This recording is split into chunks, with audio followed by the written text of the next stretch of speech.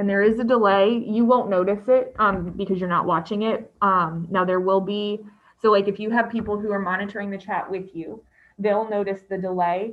But that just gives everybody kind of a chance to like see the questions and then come back to them as you guys are ready.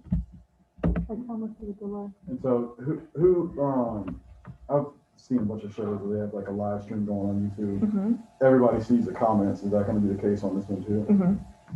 I believe there's a setting in YouTube. I believe there's a setting in YouTube. There's a delay. With the school division, you couldn't see what was going on in the chat.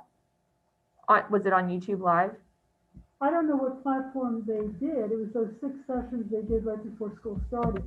Somebody was saying what the questions are. Mm-hmm. I want to say Mike, I think, was in one of them, and he says they really didn't get the questions from the chat until it was way over it. That was them. Yeah.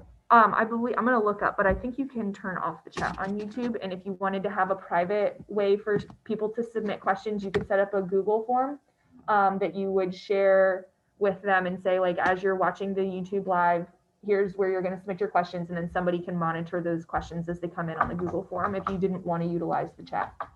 We set it up on the cards where people would have to let us know what the questions are, maybe by like November, like 3 weeks before.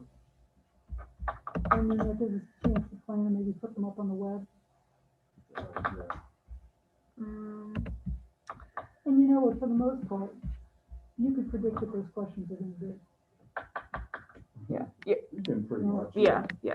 And then if people come in the same ballpark. Yeah.